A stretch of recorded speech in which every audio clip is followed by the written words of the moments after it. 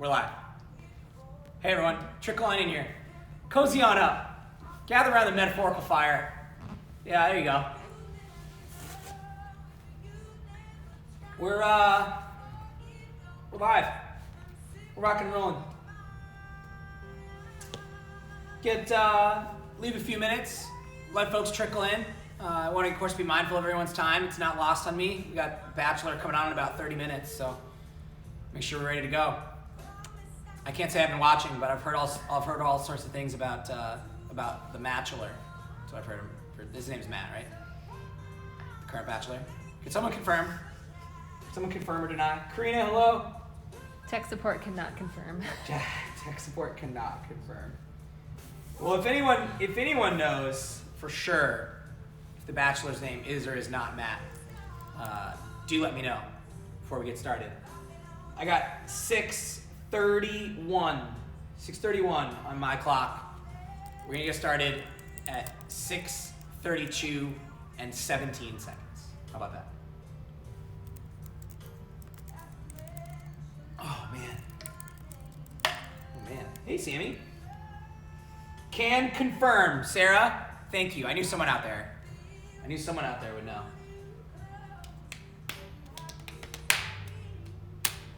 And folks, hey, as you're coming in here, let me know how things are going. We're halfway through the challenge already. How about it? Time flies when you're having fun and changing your life fundamentally for the better. It's pretty remarkable. So, yeah, give me some updates. Good, bad, or otherwise. If you got any questions, maybe that are brewing up here about all things lifestyle, I got some things we're going to talk through. But throw it out there. Sammy's here behind the scenes. She's going to be helping us out. She can grab those questions and make sure we can come back and reference them later. Hi, Joe. Hi, Lindsay. Hi, Kelly. Thanks for being here, everyone. Y'all rock. Josh, hello. Lisa. Kyle. Kate. Violet. Alyssa and Kevin. Come on, Anchor. Come on in. Excellent. So we're gonna go ahead and get started. It's entirely possible folks are gonna continue to trickle in here as we go. Sorry, I don't know if you can hear our background tunes. We got Adele going right now. Sam and I are in a very zenned out mood right now. But listening to Adele will do that for you, which is probably fitting, given that we're not talking about super high intensity exercise and super hot topic nutrition. We're talking about lifestyle tonight. What I mean when I say that is effectively the other 23 hours of your day that you're not at the gym, making sure that we're controlling everything we can that happens during that time to make it the absolutely best that it possibly can be. And in particular, we're going to talk through 5 particular elements of your lifestyle that are all very much within your control, and talk about some ways to optimize those things, and per the requests of each and every one of you, presumably out there from the Facebook group, digging a little bit deeper in particular to sleep tonight, for sleep. All right, so those 5 topics that we're going to go through tonight. We are going to start with sleep, no surprise. We're then going to get into stress, different forms of stress. We're going to talk a little bit about relationships. We're going to talk a little bit about exercise. We're going to talk a little bit about active lifestyle. We're going to talk about an active lifestyle. And then once we get done with all that, I'm going to close things out with a little cheesy Connor psychology type of ramble. If you've been to my classes, you know what I'm talking about. So first thing we're talking about here, sleep. It was voted on, again, by all of you as the number one thing that you wanted to focus on here during the webinar. I could not agree with you more. And in fact, this lecture, this conversation always starts with sleep, because if you were to imagine all of these things that we're thinking about tonight in a pyramid or as a pyramid, without a doubt, sleep is the foundational element of that. And in particular, we're going to talk about 2 different sort of pieces of the sleep puzzle, so to speak, that being quantity of sleep as well as quality of sleep, and a couple of different strategies to help make sure that both of those things are in the best place possible, right? So starting off with quantity of sleep. You've probably heard this before. You've probably had plenty of people tell you that you should be getting this amount of sleep before, if maybe you are someone who typically does not sleep as much. In an ideal world, average adult is getting between 7 and 9 hours of sleep per night. More ideally shooting for about 8 hours minimum, truly. And then depending on how much you got going on during the day, what it is that the rest of your lifestyle demands, maybe pushing that 9-hour upper limit to closer to 10 hours a night. Now, for some of us, that may feel impossible. That may feel more overwhelming than anything that I have asked you to do thus far over the course of this challenge. And let me acknowledge 2 things right off the bat on the heels of that response. First of all, I understand. Life is busy. There's a lot going on. Things can escalate very quickly, and it's easy to let volume of sleep get lost amidst all of that. And what I'm going to tell you, what I'm going to promise you, is that you can make changes in your life to get 7 to 9 hours of sleep a night. I absolutely promise you of that. It sounds ridiculous. People usually kind of give me a little chuckle and like a yeah, okay, when I tell them this. I am in bed between 8:15 and 8:30 every single night. Sometimes if I'm getting a little wild on the weekends, maybe I'm up till about 9:15 or 9:30. Maybe I'm pushing 10 o'clock if I'm deep into like Queen's Gambit and I just can't stop. But truly, I'm going to bed that early so that I know that not only am I getting my 8 hours of sleep, I'm anticipating spending more than 8 hours in bed, knowing that some of the time is going to be spent tossing and turning, getting up to use the restroom, things of that nature, okay? So there are ways to control the quantity of sleep that you're getting. We can establish a nightly routine where you start to wind down. You start to establish a set bedtime, wake-up time, and you're just very disciplined about when those things occur, night in, night out. Maybe like the rest of what we've talked about with a gradual implementation, you start with just a few nights a week, and you eventually build your way up to what is hopefully as consistent as possible as a routine to help establish your circadian rhythm, probably a term that you have heard before, right? So 7 to 9 hours, ideally shooting for closer to 8+ each night, and you can put a pin in that. It's gonna relate to our adult homework later this week, all right? And then, when we talk about quality of sleep, that is more often the element of sleep that is overlooked. Usually when people think about sleep, they just think about I need to be in bed longer, not so much I need to sleep better once I'm in there. And there are a lot of different ways that we can help enhance quality of sleep. Some of the absolute easiest ones, which again are gonna feel like, whoa, impossible, dude, couldn't do it. Make your bed for sleeping. Make your bed for sleeping. I'm not, nobody needs to put themselves out there necessarily unless you feel so inclined, you're feeling a little vulnerable. If you have a TV in your bedroom, if you charge your phone in your bedroom, if you got all sorts of lights in your bedroom that just stay on, this extraneous light, all of that is impacting your quality of sleep. In fact, one of my favorite bits of research that I've ever read, they took folks, they put them in a completely pitch black room. They had a control group that stayed in that room, and they had another group where they shined a laser pointer on the back of their knee.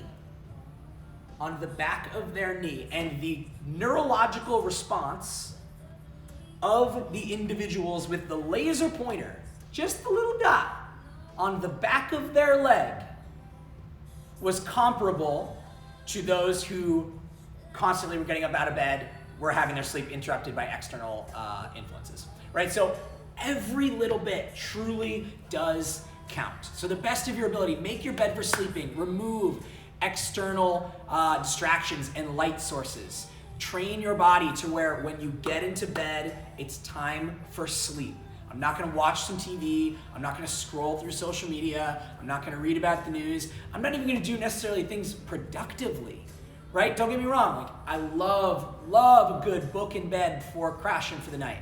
And to the best of your ability, maybe start to slowly transition that out onto the couch, right? So make your bed for sleeping, Remove external light sources. Another great one, hop on Amazon, get yourself some blackout curtains. They make a world of difference. I promise you of that. I promise you of that.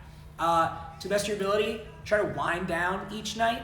If you can go screen-free 60 minutes or more prior to going to bed, that's another great way to do it. If you're someone who you're just not quite ready for that level of extreme commitment, there has been some positive reviews, some literature and some research that's come out in in affirmation of the blue light blocking glasses. That can be a great place to turn as well.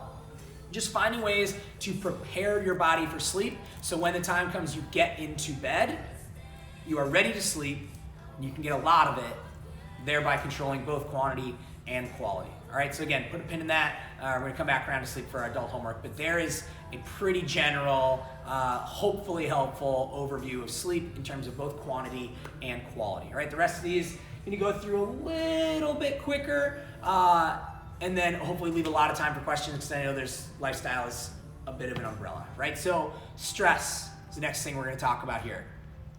Really the biggest thing that I wanna be sure to drive home when we talk about stress is distinguishing the difference between sustained and prolonged stress and acute stress, and identifying when stress is harmful and when stress can in fact be beneficial for us.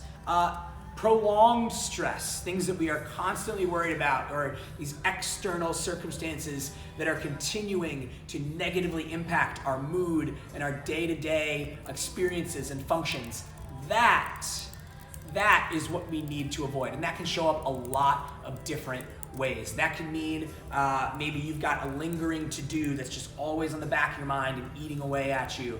That can, at risk of getting too far ahead of myself, maybe manifest in the form of a not so healthy or potentially even truly toxic relationship that just eats away at you day in and day out. There are lots of different ways that we experience this prolonged stress. And while it's a little bit different for everybody, the solution remains the same, is that we've got to find ways to do away with that stressor. Now, I understand some of those things we can't just do away with, right? I can't snap my fingers and all of a sudden we are out of debt, and all of a sudden we have a safe roof over our heads, and all of a sudden all of my family troubles are dissipated. What I am going to encourage you to do is, even if it's just a little bit of progress, remember what we talked about last week, 1% better. 1% better. That applies in these situations. I promise you of that. I promise you of that, right? And now, on the other side of the stress coin, so to speak, talking about acute stress, moments of quick, instantaneous stress, which can, truthfully, be beneficial for us, right? Look no further than all of the workouts that you are doing, whether they are through Alchemy or otherwise. When we exercise, we are actively and intentionally putting stress onto our body in such a way that, assuming appropriate and ample recovery after the fact, allows for our body to be broken down in the moment. Literally, when you are working out, you are making little micro tears in your muscle fiber, so that after the fact, they can repair back stronger than they were when you started. And over time, you develop strength, you become more conditioned, you become more powerful, and you develop more speed. All of the things that you are after stem from stress. And if you've ever heard me talking in class about this notion of you've got to be willing to get comfortable being uncomfortable, you've got to expand the margins of your experience, push off the limits of your comfort zone, that is why. That is why. Because ultimately, if you do the things that you've always done, you'll get the results that you've always got. If, however, you are willing to push into a little bit of discomfort, to embrace and sustain a little bit of intentional stress inside and outside of the gym, and use that stress proactively and productively, you can come out better on the other side. You gotta make sure that it's not super prolonged, that we're not enduring that stress for hours and hours and hours and days and weeks and months and years at a time. Use the stress to your advantage. Everything else will move on from there. Okay? I'm gonna tell you a real quick story here. As promised, I promised Sammy I was gonna tell her a story at some point during this webinar. So I'm gonna tell you all a story. Saturday night, I was playing in a flag football game in St. Paul at a dome. We won our game. No problem. Yeah, snaps all around. Throw out some clapping emojis in the chat. We won the game. I walk back out to my car. Game started at 9 o'clock. It is about 10:15 by the time I walk out to my car. Unlock it. Something seemed a little off. Took a look.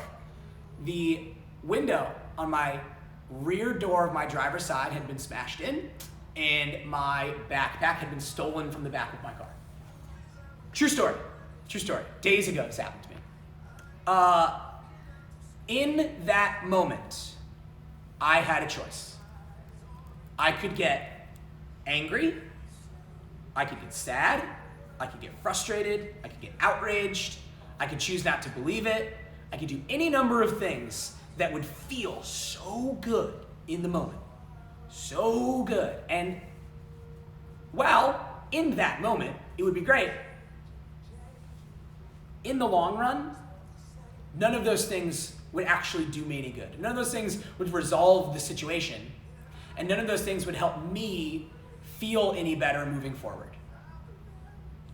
So, instead I tried to be as composed as possible, go about things in as rational and a controlled manner as I possibly could, given the circumstances, while still allowing myself to feel the emotions that stemmed up naturally, and then went about all of the necessary steps that come after that point. The point here is not for you to pity me and, oh, Connor, I'm so sorry. I'm sorry I wrecked your car. I mean, thank you. I appreciate that. And you can control how you respond. Always. External events are objective. Always. You can always control your attitude, your effort, and your response in every single situation. Choose to make stress good for you. Choose to make things beneficial. For me, it meant what an opportunity to now learn how to handle this situation should any of my loved ones come across this in the future. What an opportunity to practice what I preach about being comfortable in an uncomfortable situation. What an opportunity to prove to myself that I am more than the monetary value of the things that were taken from me. And, as we're gonna get into in a little bit, what an opportunity to prove that I can still have a good workout without an Apple Watch telling me how many calories I burned during the workout itself, right? I promise, there's good that can come from these kinds of situations. You just gotta be willing to look for it. All right, so anecdote aside, thanks for listening. Let's move on. Next up, relationships. This is a touchy one. This is a touchy one for a lot of people because relationships are hard, relationships are everywhere, and relationships, unlike some other areas of your life, are a lot harder to work around because, by definition, it's not just you that's involved, especially when it comes to interpersonal relationships that have been in your life a long time. I'm not here right now to be your therapist. I'm not here right now to tell you to go call your third grade boyfriend or girlfriend or partner or spouse or what have you and to tell them all of the ways that they ruined your life. I'm not going to tell you to write a letter to your long lost loved one. What I am going to encourage you to do is to think critically, honestly, about the relationships in your life. And to ask yourself, in the case of all of those relationships, are these relationships making my life better? Are these relationships giving me the same kind of energy that I am giving to them? If the answer is yes, cherish those relationships, nurture those connections. And if the answer is no, while again, I fully acknowledge that it may be really, really hard to do this, I implore you for your health and well-being to seriously consider how you might be able to go about bettering those relationships, or if necessary, in extreme cases, how you might go about severing those relationships entirely. Again, I am not here to tell you what the right or wrong decision is. Only you, and likely the individual with which you are in the relationship with, can make that kind of decision. All I'm saying is that I please, please, please encourage and implore you to be really, really critical about the kinds of relationships that you hold and sustain in an insignificant or definitely in a significant way in your life. Be honest with yourself. Right, so that's relationships. Next up, the next two, in truth, I think you've got a pretty good grasp on. I think we've got a pretty good grasp on. When it comes to exercise, I'm going to be on a limb and say that vast majority of you that are watching this right now are knocking this out of the park. Right? You're here, you're doing Alchemy, you're coming into the studio, you're doing Alchemy Anywhere. My and our recommendation to you, 3 to 5 times per week for 10 to 20 minutes of relatively vigorous exercise at a time. Right? Now, relatively is very important here. My really hard workout is going to look different than your really hard workout. It's going to look different than somebody else's really hard workout. It's going to look different than somebody else's really hard workout. The point is that relative to you, you are getting after it and exerting yourself in such a way that you are creating some of that intentionally uncomfortable, intentional stress-like situation and experience that we talked about earlier in the stress portion of things. Right? And if you do it 3 to 5 days a week and take care of your body with nutrition and ample recovery and stretching and getting in and taking A flow classes on Alchemy Anywhere and doing some restorative, true self-care type of stuff, which again is going to look a little different for everybody here, you're going to be in a good place. The other piece of this, on the other end of 3 to 5, is this. You don't have to work out 14 times a week in order to see progress, right? Imagine that. Imagine that. For some people it works, and for some people they can do it and they can sustain it and they can recover and they feel good. But please don't beat yourself up physically or mentally or both just because you think you should be working out a whole bunch in order to lose weight.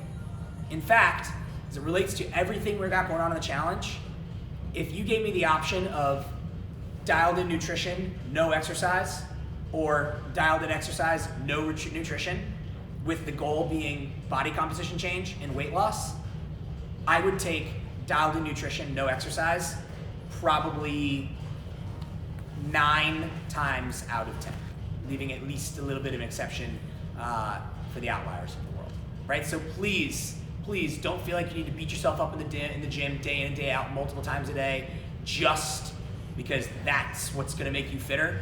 I promise you 3 to 5 times a week, 10 to 20 minutes of vigorous exercise. It's not unsurprisingly why a lot of our workouts are right around that time domain. If you're doing A30s, you're looking at 10. If you're looking at A50s, you're going right around 20, maybe a little bit longer depending on the day. That's why we do it, okay? And the last one here, active lifestyle. Active lifestyle. This is basically all the ways that you can move your body and have fun and live your life to the fullest that aren't explicitly exercise, that aren't coming into the gym, that aren't picking things up and putting them down. These are things like playing sports. These are things like playing with your friends, playing with your kids, playing with your grandkids, playing with your parents, playing with your grandparents, playing with your dog, going for a walk, parking a little bit farther away at the grocery store than you normally do, choosing to walk a certain distance instead of driving a certain distance, choosing just to go for a leisurely stroll and FaceTime with a friend. All of these sorts of things add up, and all of these sorts of things make a difference, right? The acronym that I'm going to bestow onto you, so to speak here, as it relates to active lifestyle is NEAT. NEAT. N-E-A-T. Non-exercise activity thermogenesis. That means all of the heat that you create and thus all of the calories that you burn not while exercising. Not while exercising. And believe me when I tell you, they add up.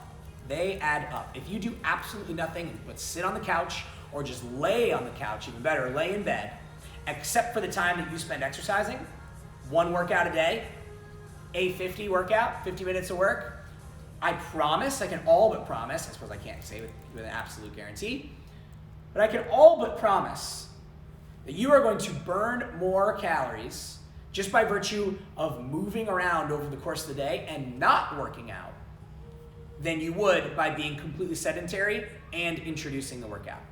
Okay, so for a lot of us right now, this is really hard. The time of this, right now, right? Hello, quarantine, still a thing. Or a lot of folks working from home. Make it a point to schedule into your day opportunities to get up and move just a little bit.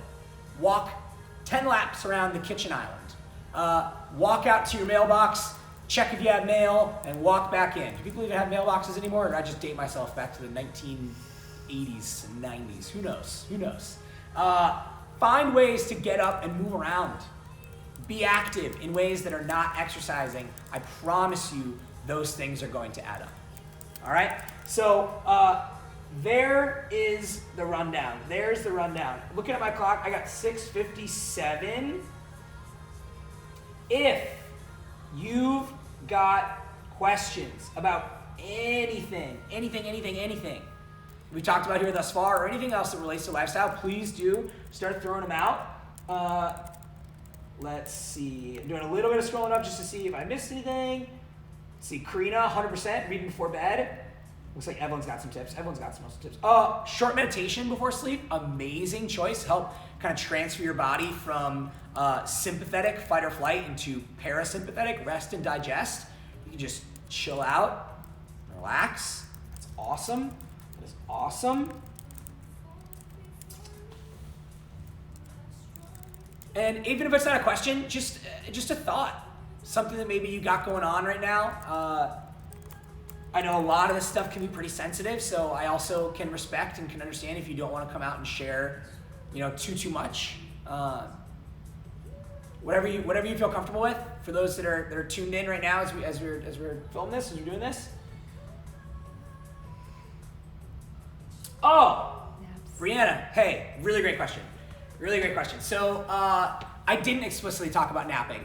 And here is the dealio. Here's the dealio. From every bit that I've read, that I've seen about napping, naps are great, are generally most impactful, most beneficial for you if you can keep them in the 20-ish minute range, which I understand for a lot of us, especially on the heels of like 3 hours of sleep the night before, doesn't really feel like a whole lot.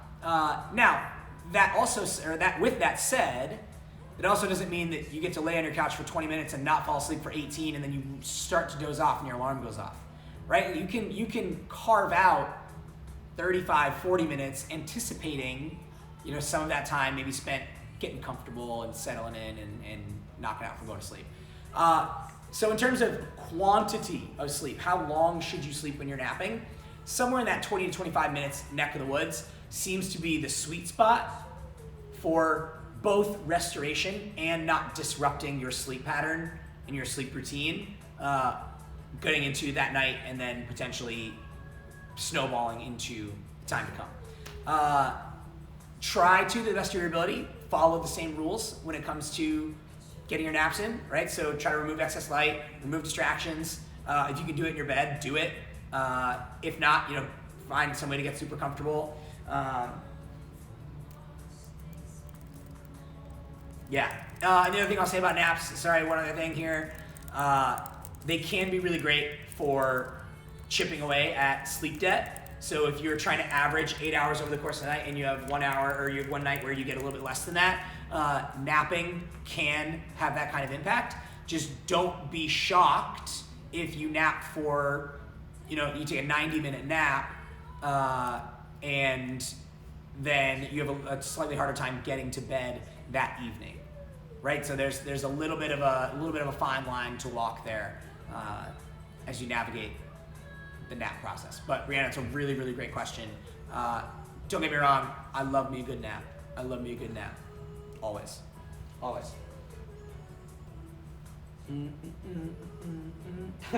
Violet, you're the people's champ right now. You're the voice of the people. Most of my naps happening by accident. Get more sleep. And in fact, what a wonderful segue right back around. Right about, so just past 7 o'clock here. We'll wrap things up. We'll call it an evening. Again, thank you very much for being here. Our adult homework for the night. Our task going into this week. I got 2 of them for you. First, my challenge to you is, can you spend 8+ hours in bed? I'm not saying 8 hours asleep, 8+ hours in bed, at least 5 of the next 7 nights. 8+ hours in bed, at least 5 of the next 7 nights. I understand for some of you it may be a challenge. If it's not a challenge for you, pick a number that's going to get you a little, it's challenging. We're starting pushing the edge a little bit, and that you feel that you can be successful at. Okay, so 8+ hours in bed each night, 5 of the next 7 nights. And my other bit of adult homework for us going into this week, habit to start to create. This one's hard. I want you to spend some time thinking really intentionally about 5 to 10 of the most impactful relationships in your life. I want you to be really critical and honest with yourself about the relative value and impact of those relationships. And without sharing or disclosing any more than you are comfortable with, I want you to try to make some kind of action, take some kind of action around those relationships, wherever necessary. Again, I'm not telling you to go out and do something crazy just for the sake of going out and doing something crazy. What I am telling you to do is to take care of yourself and to advocate for yourself. All right, so that's our adult homework for tonight, or for the week, 8+ hours in bed, 5 the next 7 nights. Think about 5 to 10-ish most impactful relationships, and find ways to make them better. And thus make your life better one way or another, okay? Last thing for me, then we'll close this out, all right?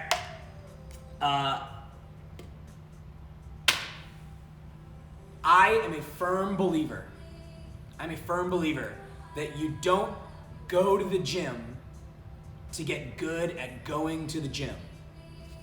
We don't do thrusters so that at the drop of a hat, you can bust out a set of thrusters out in the rest of your life. You go to the gym to enhance the other 23 hours of your day, each and every day.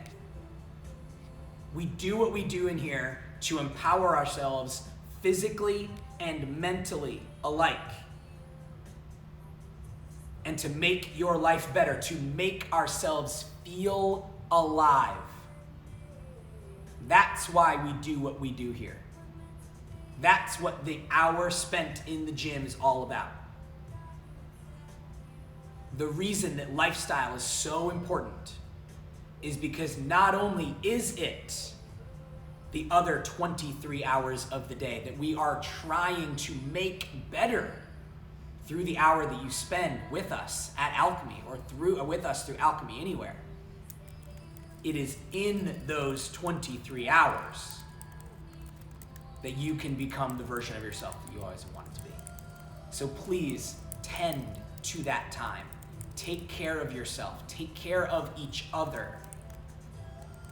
And make sure that all 24 hours of every single day are helping make you better, are moving you towards your goals, and are ultimately, as we strive to make happen every single day, every single class, are making you feel alive. All right, thank you all so very much for being here. For those that were tuned in live, appreciate you very much. For those that are watching it back, appreciate you very much. Could not do it without you, would not even want to think about trying to do so. Please do continue to share in the Facebook page, post and tag us on social media. We love to hear about your successes. Questions that you have, let us hear it. We are here for you. We are here for each other. And let's continue to make the most of our challenge here as we get into week 3.